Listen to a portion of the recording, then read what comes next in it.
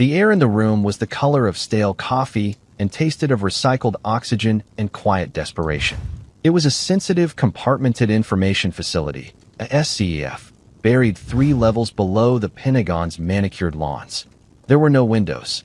The only light came from the cool, flat rectangles of 3 massive screens displaying cascading lines of encrypted code, topographical maps of a hostile nation, and a single, blinking red icon labeled Chimera. For 1 hour and 53 minutes, that icon had been the silent, unblinking god in the room, and the men gathered around the polished mahogany table were its failing acolytes. There were 2 generals, Air Force General Markham, a man whose posture seemed forged from rebar, and Army General Davies, whose face was a roadmap of forgotten desert campaigns. There was a deputy director from the NSA, a woman with eyes that missed nothing and offered even less. There was Mr. Thorne, the CEO of the private defense contracting firm that had built the digital architecture of Chimera, a man whose $5,000 suit seemed to be wilting under the pressure. And there was Lieutenant Commander Evan Reese, call sign Spectre, a Navy SEAL whose operational team was on standby, waiting for an entry vector that did not exist. He was there to be the kinetic option, the last resort. Right now, he was just a witness to institutional paralysis. In a simple chair set against the wall, away from the table, sat an old man. He hadn't spoken a word since being escorted in. His hands, thick-knuckled and scored with the kind of lines soil leaves over a lifetime, rested on his knees. He wore worn-out denim, a faded flannel shirt, and a pair of dusty work boots that looked profoundly out of place on the pristine government carpet. A dented, green thermos sat on the floor beside him. No one looked at him. No one addressed him. He was a piece of procedural furniture, a box to be checked. Reese had initially assumed he was a local landowner, some farmer whose property abutted a critical ground station, brought in to sign an eminent domain waiver. A necessary but irrelevant fixture. The logic is circular, General Markham stated, his voice a low growl of contained fury. He jabbed a finger at the screen. Every access protocol we try routes back to a dead-end authentication server. It's not just locked. It's a snake eating its own tail. Mr. Thorne, the contractor, leaned forward, his face gleaming with a thin sheen of sweat. General, the system is performing exactly as designed. It was built to be impenetrable, an autonomous, closed-loop intelligence network. The failure isn't in the architecture. It's that the kill switch handshake is being refused. Refused by whom? Thorne? Davies cut in, his voice sharp. You told us it was automated. Is there a ghost in your machine? There are redundant fail-safes, Thorne said, his confidence a brittle shell. But something external, a signal we can't trace, seems to have locked them out. It's unprecedented. Reese watched the exchange, his gaze drifting from the agitated faces at the table to the still figure in the corner. The old man hadn't moved. He hadn't even blinked. But his eyes, Reese noticed for the first time, were not vacant. They were not the eyes of a bewildered civilian caught in a bureaucratic storm. They were calm, measuring. They tracked the conversation, moving from speaker to speaker with an economy that felt trained. It was a subtle thing, a flicker of observation that registered on Reese's professional frequency. While the general saw a farmer, Reese saw a stillness that wasn't passive. It was a deliberate state of being. The kind of stillness you learn when waiting for a target, when any wasted motion could betray your position. He dismissed the thought. An old farmer. That's all. The argument escalated. Voices rose.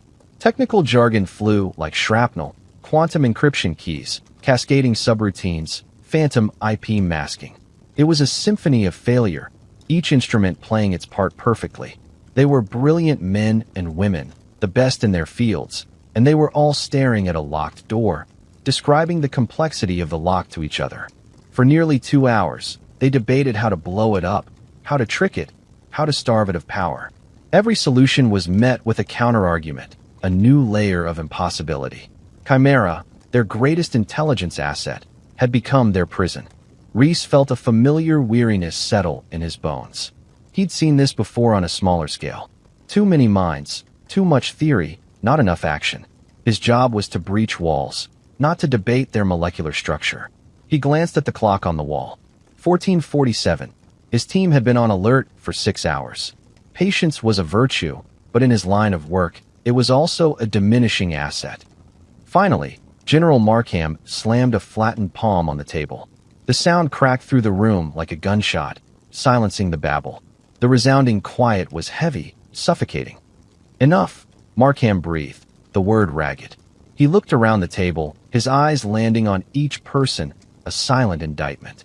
"We're going in circles. The asset is compromised. We can't access it, and we can't shut it down. It's a fortress, a digital ghost in our own house, and we don't have the key." The silence that followed was different.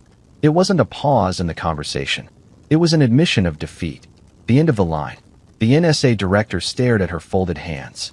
Thorne looked at the floor. Davies rubbed his temples, the picture of exhaustion. It was into this vacuum, this profound and absolute silence, that the old man in the corner finally spoke. His voice was not loud. It was dry, like autumn leaves skittering across pavement, yet it filled every inch of the room. "You're trying to open the front door?" He paused, letting the words hang in the sterile air. Every head at the table turned toward him, a slow, synchronized movement of disbelief. The generals, the director, the CEO. They stared at the farmer. He hadn't moved, his hands still resting on his knees. He looked back at them, his gaze as steady and patient as a mountain. Then he finished the sentence. "It was never meant to open." The room froze. Not a single person moved. The low hum of the servers seemed to fade into nothing. The blinking red icon on the screen, Chimera, pulsed in the sudden, deafening quiet. It was as if the old farmer had reached out and pressed a stop button on the world. The sentence was simple, almost childlike in its construction, yet it landed with the force of a tectonic shift, rearranging the entire landscape of their understanding. It was not an opinion. It was not a guess. It was a statement of architectural fact, delivered with an authority that defied the dusty boots and the worn flannel shirt. It implied a knowledge that no farmer, no landowner, no outsider could possibly possess. Lieutenant Commander Reese felt a cold spike of adrenaline, the kind he usually only felt just before a breach. His internal calculus, the finely honed instinct that kept him alive in the field, began a frantic recalibration. He had categorized the man as other, civilian, irrelevant. That categorization now shattered into 1,000 pieces. He replayed the man's posture in his mind. The stillness was not patience, it was discipline. The economic eye movement was not idle observation, it was threat assessment. The worn jacket and faded jeans were not a uniform of poverty, they were a uniform of invisibility. He was camouflaged, hiding in plain sight. General Markham was the first to recover his voice, though it was strained, uncertain. What did you say? Who are you?" The old man's gaze settled on Markham. He did not seem intimidated by the 2 stars on the general's shoulders. He seemed to look past them, at the man wearing them. "My name is Arthur Vance," he offered nothing more. No title, no rank, no explanation. Mr. Thorne, the contractor, let out a short, incredulous laugh. It was a brittle, nervous sound. "With all due respect, General, we're in a national security crisis. I'm not sure we have time for folksy wisdom from Mr. Vance." He gestured dismissively toward Arthur, the movement dripping with condescension. Arthur's eyes shifted to Thorne. There was no anger in them. No offense. There was nothing. It was the kind of dispassionate gaze one might use to observe an insect. The emptiness of it was more unnerving than any threat. "The front door is a decoy," Arthur said, his voice still quiet, still dry. "It's a honeypot. It's designed to attract attention, to absorb brute force attacks, to make an enemy think they're making progress. It's a waste of time. Your time." Reese watched, fascinated. Arthur wasn't arguing. He wasn't defending himself. He was stating facts, as if describing the weather. He was the only person in the room who wasn't trying to prove something. General Davies leaned forward, his elbows on the table. The frustration in his face was being replaced by a cautious, desperate curiosity. A decoy for what? "Mr. Vance, if you know something about this system, you need to tell us." Now, Arthur took a slow breath. He seemed to be considering the request, not as an order, but as a genuine question. He reached down and picked up his thermos. The simple, domestic action was jarring in the high-tech tomb. He unscrewed the cap with a quiet squeak of metal on metal. He didn't pour anything. He just held the open thermos, the gesture thoughtful, deliberate. "Chimera wasn't built to be controlled," he said, looking at the generals, but seemingly speaking to the room itself. It was built to listen, to learn. You think of it as a fortress to be breached. That's the wrong metaphor. It's a root system. It draws everything in. It doesn't have a gate. Thorne scoffed again, louder this time, his composure cracking under the strain. That's absurd. I personally oversaw the final coding. There are triple redundant command protocols. There are kill switches. I have the schematics right here. He tapped the tablet on the table, as if its mere presence validated his reality over Arthur's. Arthur turned his head slightly, his gaze falling on the polished, black surface of Thorne's tablet. Your schematics show you the house, he said. They don't show you the ground it was built on. A heavy silence fell again. The generals exchanged a look. The NSA director, who had remained impassive, now had a single, deep frown line between her eyebrows. She was reassessing. They all were. The old man spoke in analogies, in simple terms, yet his words dismantled Thorne's technical certainty piece by piece. He wasn't just contradicting the contractor. He was invalidating the very premise of their 2-hour debate. Reese found himself studying Arthur's hands. They were farmer's hands, yes. Calloused, stained, the nails cut short and clean. But they held the thermos with a practiced familiarity. There was no tremor, no wasted tension. They were the hands of a man who worked with tools, who understood mechanics, cause and effect. He thought of his own men, how they could strip and reassemble a rifle blindfolded. There was a language in the hands of people who built things, who did things. Arthur's hands spoke that language. So how do we get in, Mr. Vance? General Markham asked. The Mr. was no longer a formality. It was laced with a thread of genuine, if bewildered, respect. Arthur screwed the cap back onto his thermos. The squeak of the threads seemed to echo in the room. He placed it carefully back on the floor beside his chair. You don't, he said. The answer was so blunt, so final, it sucked the remaining hope from the room. Thorne threw his hands up in exasperation. This is a waste of time. General, we need to activate Protocol Scythe.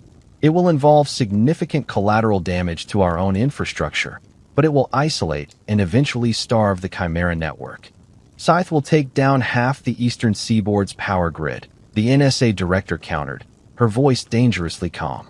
That's not an option. It's a catastrophe. As they began to argue again, their focus shifting away from him, Arthur's eyes met Reese's for a brief second across the room. In that fleeting moment, Reese saw something flicker in the old man's expression. It wasn't frustration or fear. It was a profound, deep-seated weariness. The look of a man who had explained this all before, a long time ago, to people who hadn't listened then, either. The moment passed. Arthur's face became a placid mask once more. But for Reese, it was a confirmation.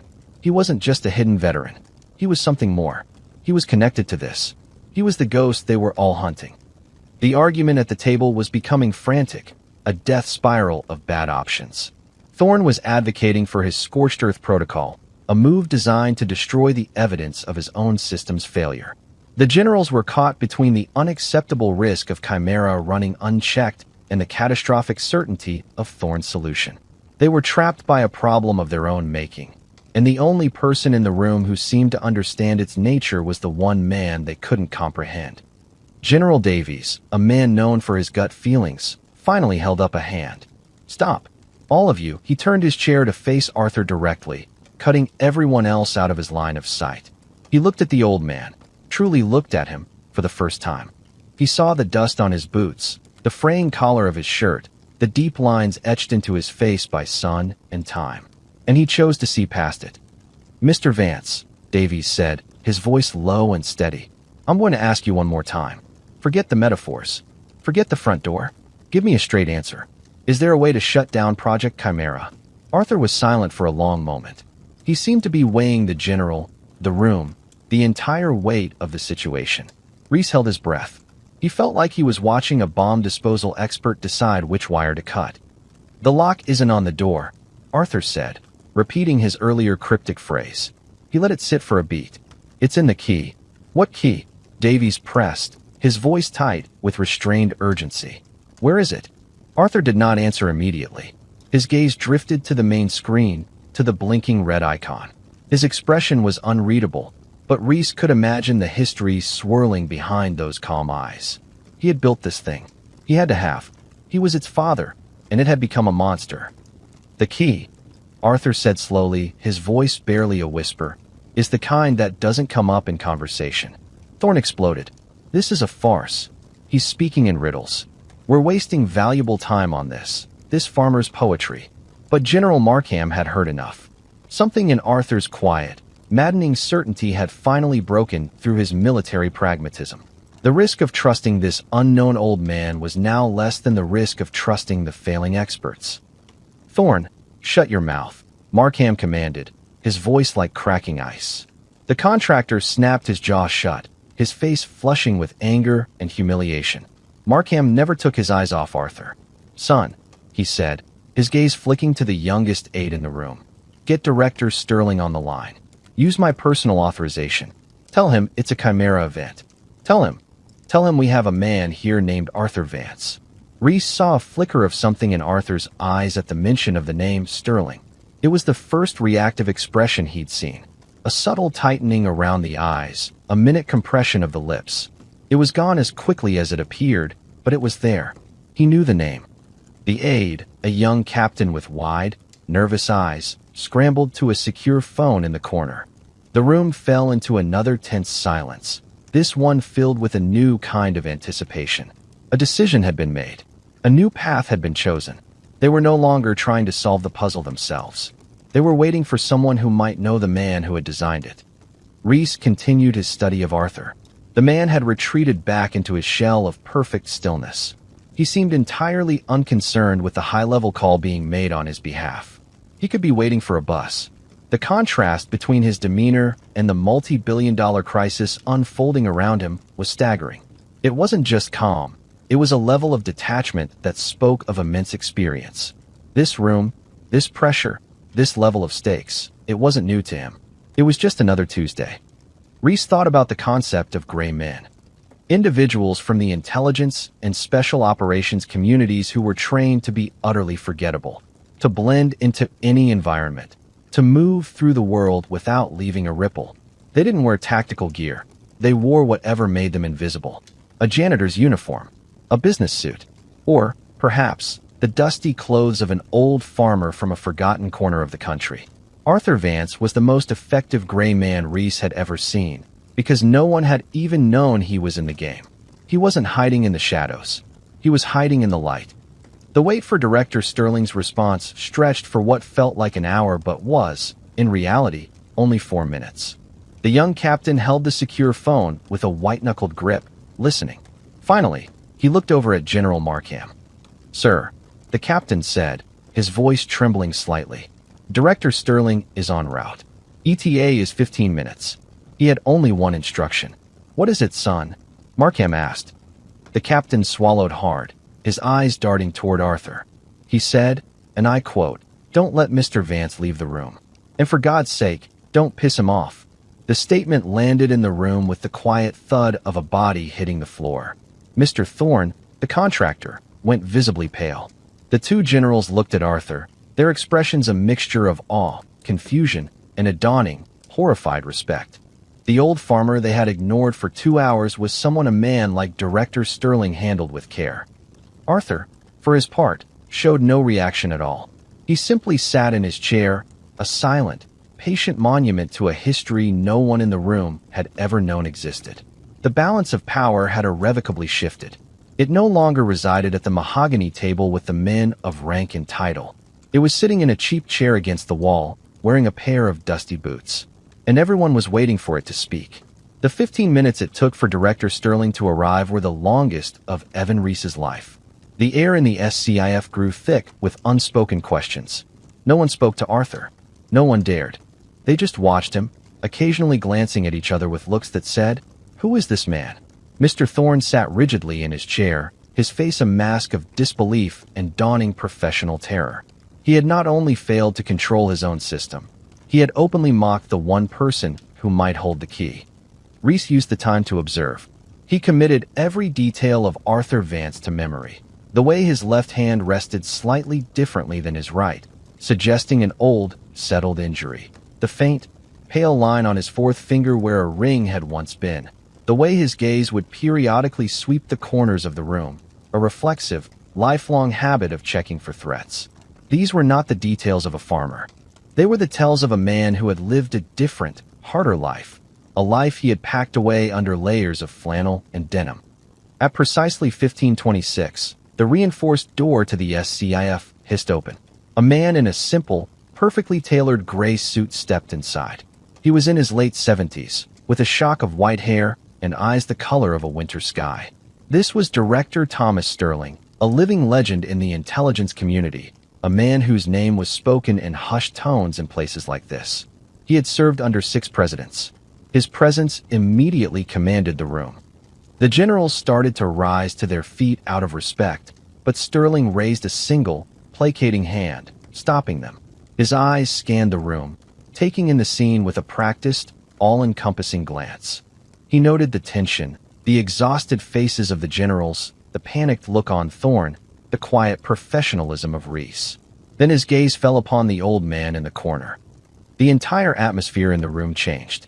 The cold, institutional authority that Sterling carried with him seemed to melt away, replaced by something else entirely. Something softer. Reverence. He did not greet the generals. He did not ask for a situation report. He walked directly across the room, his expensive leather shoes making no sound on the carpet, and stopped in front of Arthur's chair. He stood there for a moment, not looking down on Arthur, but standing before him, almost as if he were the subordinate. "Arthur," Sterling said, his voice quiet, filled with a complex mix of regret and respect. "It's been a long time." Arthur looked up at him. "Not long enough, Tom." The reply was dry, without rancor, but it carried the weight of years. "I know," Sterling said with a sigh. He looked tired, older than he had a moment ago. "We should have called you sooner. I'm sorry. We tried to manage it ourselves. Pride, I suppose. Pride builds faulty engines," Arthur stated simply. Thorne, seeing his career and reputation evaporating before his eyes, finally broke. He stood up, his voice cracking. "Director, with all due respect, what is going on? This man has been talking in circles. My system." Sterling turned his head slowly, and the coldness returned to his eyes, now magnified 100-fold. He fixed his gaze on Thorne, and the contractor physically flinched, taking a half-step back. "Your system, Mr. Thorne," Sterling said, his voice dangerously low, "is a copy of a copy, a shadow of a design you were never cleared to fully understand. You were given a blueprint for a car, and you tried to fly it to the moon." He turned his back on Thorne, a gesture of ultimate dismissal, and faced the stunned generals at the table. "Gentlemen," Sterling announced to the silent room, "for the last 2 hours, you've been trying to pick a lock designed by the man who invented the metal. This is Arthur Vance. From 1978 to 1995, he was the lead architect and sole overseer of the original Chimera protocol. He didn't just write the code. He imagined the ghost. He is the ghost." The reveal landed with the quiet finality of a coffin lid closing. The NSA director's mouth was slightly agape. General Markham sank slowly back into his chair, staring at Arthur as if seeing him for the first time. He wasn't a farmer. He was a phantom from the Cold War, the creator of their prison, sitting quietly in their midst the entire time. Reese felt a profound sense of vindication. His instincts had been right. The quiet man was the most dangerous one in the room. Arthur seemed unaffected by the revelation of his identity. He had lived with it for decades. Its unveiling was merely a matter of procedure to him. He watched Sterling with patient eyes, waiting for the pleasantries to conclude so they could get to the point. "You built it to be unbreakable, Arthur," Sterling said, turning back to him. "But you always insisted on a failsafe, a manual override. The committee at the time said it was a vulnerability." "The committee was made up of fools who thought a machine could be perfect," Arthur replied. "The only perfect thing is failure. You have to plan for it." He leaned forward, a slow, deliberate movement, and reached into the pocket of his worn denim trousers. The room held its collective breath. They expected a key card, a thumb drive, some piece of forgotten high technology. Instead, Arthur Vance pulled out a single, old-fashioned brass key. It was a simple skeleton key, the kind one might find in an antique shop. It was attached to a plain leather fob, worn smooth with time. He held it in his calloused palm for a moment, then placed it gently on the small, empty table beside his chair. The metallic clink was the loudest sound Reese had ever heard.